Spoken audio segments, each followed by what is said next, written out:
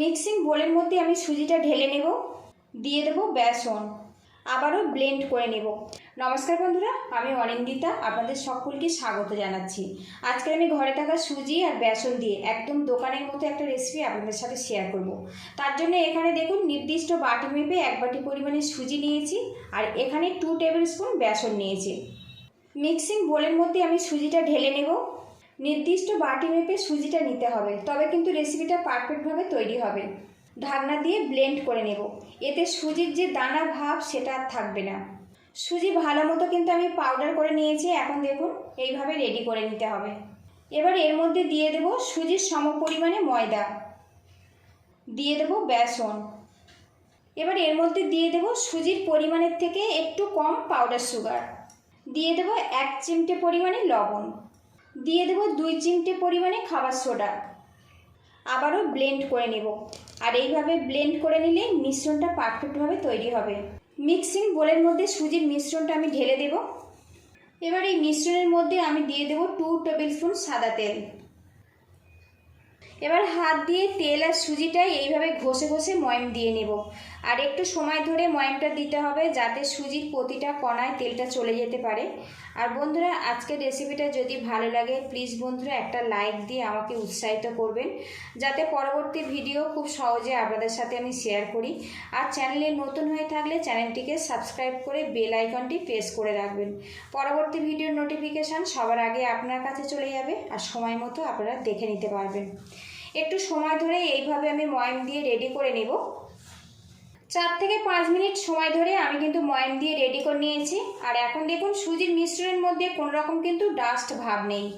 এবারে মুঠি মেরে দেখব, দেখুন তো হালকা করে একটা মুঠি রেডি হয়ে যাচ্ছে। এইভাবে কিন্তু রেডি করে নিতে হবে। এখানে দেখুন বন্ধুরা, বোলের মধ্যে কিছুটা পাউডার দুধ আর জল আমি গুলে নিয়েছি। এবার এই মিশ্রণটা আমি সুজির মিশ্রণের মধ্যে অল্প অল্প দিয়ে দেব, দিয়ে একটা শক্ত করে কিন্তু ডো বানাবো। দুধটা প্রথম থেকে একদমই বেশি দেবেন না, অল্প অল্প ব্যবহার করতে হবে।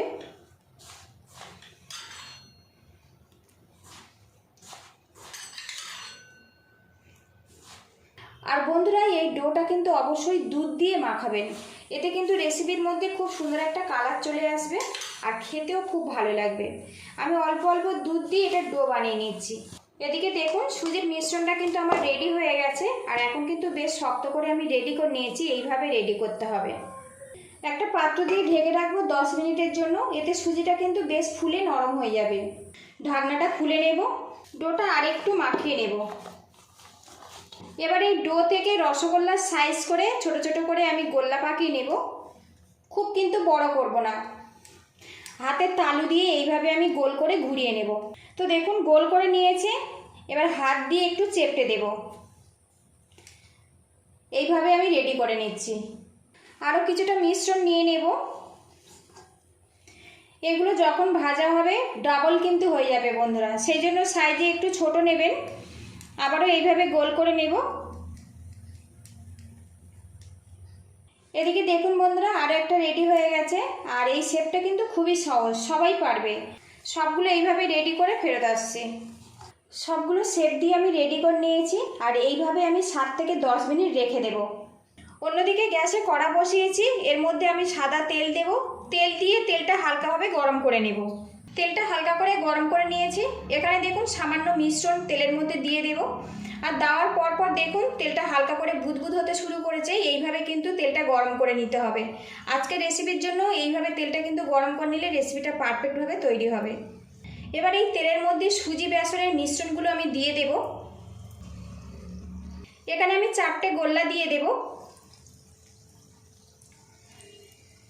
গোল্লা দেওয়ার পরে কিন্তু তেলটা হালকা ঠান্ডা হয়ে গেছে। গ্যাস লিডটা আমি মিডিয়ামে রাখবো, রেখে কিছুক্ষণ ফ্রাই করে নেব।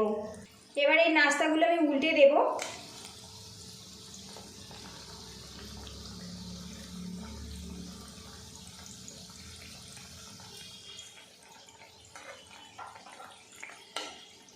আর বন্ধুরা, গ্যাসের লিডটা কিন্তু একদম কমে রাখতে হবে, রেখে ধীরে ধীরে ফ্রাই করতে হবে, তাহলে ভিতর থেকে কিন্তু খুব সুন্দরভাবে এটা ভাজা হবে।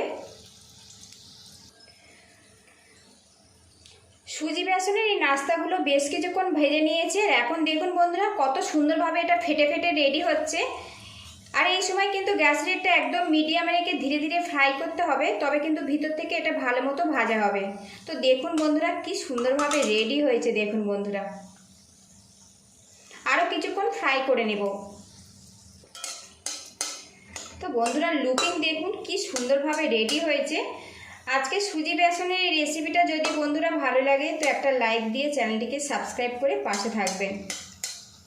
এর থেকে খুব বেশি লাল করব না, এইরকম একটু হালকা হালকা ব্রাউন কালার থাকবে সেইভাবে রেডি করে নেব। এবার এই নাস্তাগুলো আমি তুলে নেব। আর বন্ধুরা আজকের আমি সুজি আর বেসন দিয়ে দারুণ স্বাদের মুচমুচে বিস্কুটের রেসিপি আপনাদের সাথে শেয়ার করলাম। তো বন্ধুরা কি সুন্দরভাবে রেডি হয়েছে দেখুন। এবারে এগুলো আমি তুলে নেব।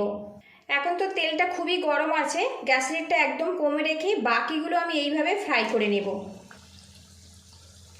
সকাল কিংবা বিকালে চায়ের সাথে আমরা সবাই বিস্কুট খাই, কিংবা বাচ্চারা শুধু মুখেও বিস্কুট খায়। আজকের রেসিপিটা যদি ভালো লাগে তো এইভাবে ট্রাই করে দেখতে পারেন। বাড়িতে বানালে অবশ্যই কমেন্ট বক্সে জানাবেন। পুরো ভিডিওটির সঙ্গে থাকার জন্য অসংখ্য ধন্যবাদ। ভালো থাকবেন, সুস্থ থাকবেন, দেখা হবে নেক্সট ভিডিওতে। আর বন্ধুরা এটা বাড়িতে বানালে কিন্তু অনেক বেশি টেস্টিভাবে তৈরি হয়। তো বন্ধুরা দেখুন লুকিংটা কি সুন্দরভাবে রেডি হয়েছে দেখুন। আর এই বিস্কুটটা কিন্তু পুরোপুরি ঠান্ডা করে তবেই পরিবেশন করবেন, এতে করে অনেক বেশি মুচমুচেভাবে তৈরি হবে।